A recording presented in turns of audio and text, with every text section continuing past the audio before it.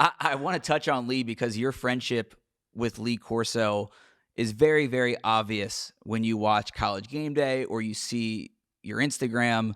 What has that relationship been like over the years since that audition and now being on GameDay together for almost 3 decades? It's changed a lot.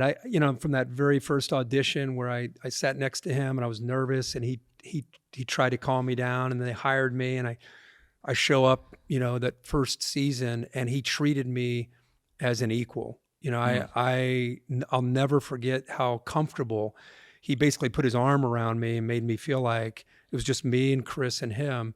And he was an analyst and I'm an analyst, and we're going to talk about these games. The show was only an hour back then, but just how he made me feel. Where our relationship changed is when, I don't know if you remember the silly Sports Center commercials years ago that we used to do. Well, GameDay used to do commercials like that. And we would go out to LA. And my life changed from being single when I first was on the show to being married, to then having preemie babies. We had twins that were 2 pounds each. They were born very early. And as you're going through these life, experiences, you get in the back, you're in LA and you're at a photo shoot. And I knew Lee and Chris, but inevitably Lee and I would always get in the same car. And he was a father of 4 kids. He has 3 sons and a daughter. And we would inevitably get into conversations because he's a guy that he asks you how you doing. Now, how you really doing? Like a coach. Digging deep. And I would open up and I would talk to him and he would listen. That was the key because my dad didn't listen real well. He would listen, and then he would listen, and then he would give me a thought or two about almost like wisdom that he was giving me. So that would happen one time, and then another time, then another time, then another time.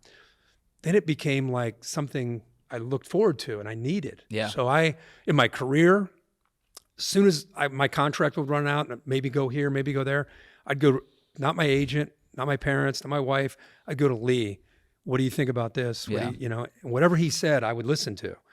And that became who I'd get into a situation with my wife and we might move or I would go to him. What do you think of this? So I guess like another father figure in my life. And then he had a stroke about 12 or 13 years ago and he lost his ability to speak and use the right side of his body. And he's worked real hard to get it back. Well, then I found myself kind of like full circle. I try to be what he was to me. I try to help him whenever I can, however I can. Just because number one, that's what a friend should do. Right. But number two is he gets, he's into his late 70s, into his 80s.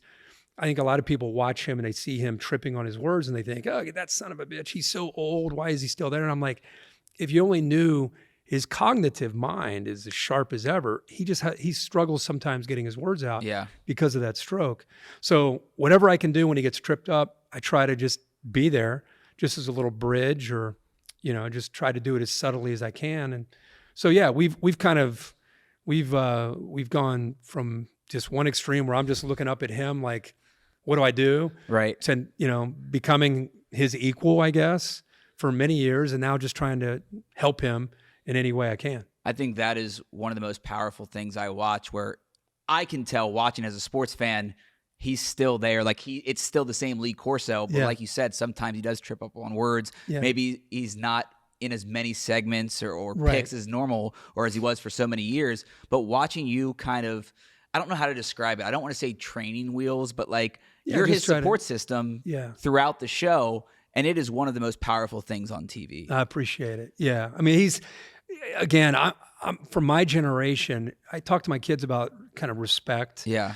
And my generation, I feel like we looked at the people before us, not that they did everything perfectly, but they went through a lot. Yeah. And so I looked at them as an advocate. I've always looked at people that have gone through before me as someone to learn from. And especially when they're willing to teach, give you time. And I feel like I'm worried about my kids' generation. I don't know if they look at the older generation that came before them with the same kind of respect. And I hope that they will, because I think you can learn a lot just by listening, paying attention, and asking questions to people that have gone before you. Favorite moment from College GameDay? I've got a couple in my head. When Lee, I think, said the 4-letter words. Yeah. Down in Houston. Yeah, firing off the guns. But what's your favorite? Can you pick a favorite one? I don't even know if I can, really. I mean, Lee kind of has his own wing when it comes to Right. There's so many favorite moments with him. But yeah, when he dropped an F-bomb at live TV, that was, and Carl Lewis, who was our celebrity picker, was like, good thing the show's on delay. And I was like, no, it's not. That was a funny one because it was crystal clear. Most people would get fired. If anything, it helped his Q score go up. That was one. They're just every week, Pat McAfee coming on the show now. Pat is a guy that has an incredible personality. What people don't see with Pat is how he is behind the scenes, the energy that he brings, how much respect he has for the College GameDay brand. He basically has his hat in his hand. He's so respectful of Lee Corso, of Reese, of Desmond, everybody. That's what makes him, I think, initially just come right in and be part of our team. So he's been, and again, 28, 29 years into this, he's been like an Energizer bunny for me personally, behind closed doors and then on the set. Every week with him, you just don't know what you're going to get into. So yeah, man, I'm just very fortunate to do a show with so many moments where you can't really just pick one. Like every week, like next year, I think we're starting week 1 in Dublin, Ireland, week 0 in Dublin, Ireland for Florida State and Boston College. And then week 1, I think it was just announced we're going Notre Dame at Texas A&M. So, here we are in May, and I'm already looking forward to it.